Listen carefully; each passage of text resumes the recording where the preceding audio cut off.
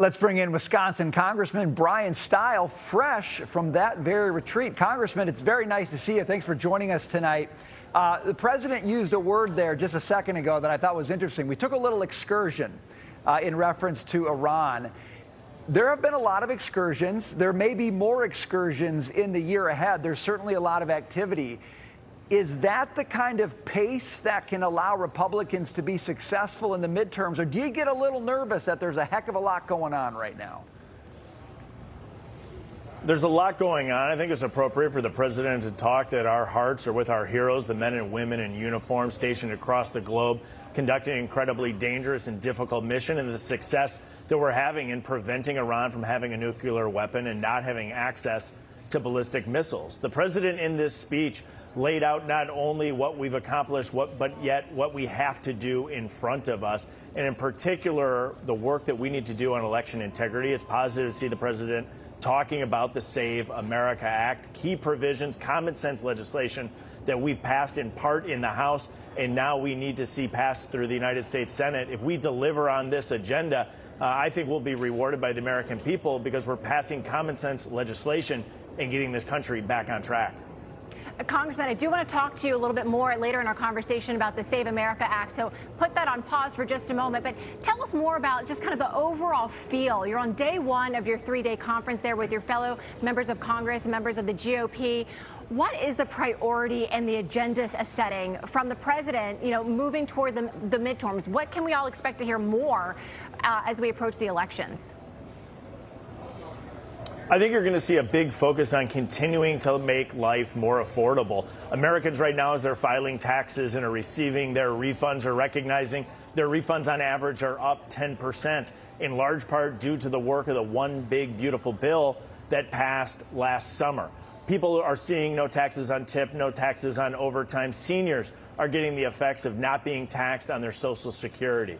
Then there's more work to be done. We have to continue to unleash American energy to make sure that we're getting the energy that's stored underground in places like Texas or North Dakota, and we're moving that to destinations like my home state of Wisconsin to make sure that we're keeping energy prices low for hardworking families.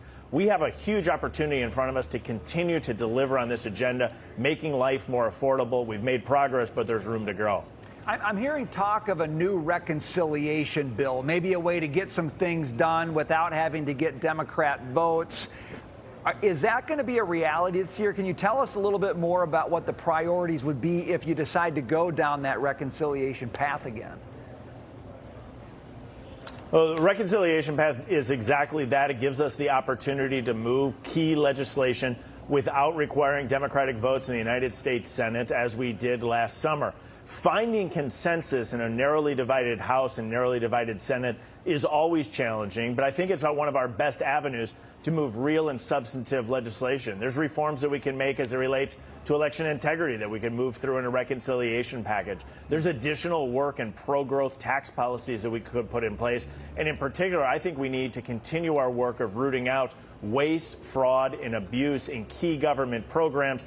The waste, fraud, and abuse has been highlighted, I think, all across the country when we look at what took place in Minnesota. But the abuse in Minnesota is only showing what takes place in Wisconsin and in states across the country. Using reconciliation to drive this through with only Republican votes and not needing to bring in Democrats who want to spend more taxpayer dollars is a huge opportunity. I'd love to see us coalesce around that. And Congressman, I want to switch back over to what you mentioned just a moment ago, the Save America Act. That's where the president says he's done playing games. He's putting the Senate to the test, or else. Listen to this. But they have to get it done, because if we don't get this done, if it takes you 6 months, I'm for not approving anything. I don't think we should approve anything until this is approved. And they can't win politically. What President Trump is speaking there about is, not signing anything until the Save America Act hits his desk. Do you think that's going to become a reality, that the Save America Act will hit his desk, otherwise nothing gets passed?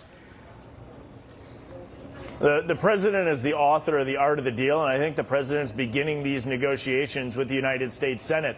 A lot of us in the House of Representatives are frustrated we're not seeing this legislation move across the desk and across the floor to be signed into law because it's being blocked in the United States Senate. It's frustrating to me, and I think it's frustrating to so many Americans. I think it's exactly correct. The president needs to be firm in the negotiations with the Senate to get this across the line.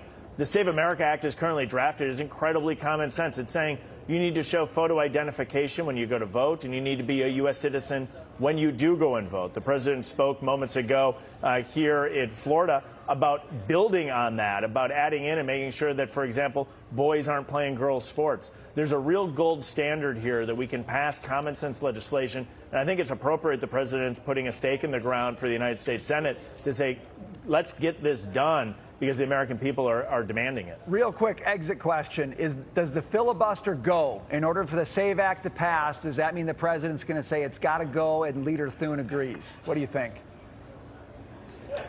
Well, it seems like Leader Thune has said this is going to come to the floor of the United States Senate.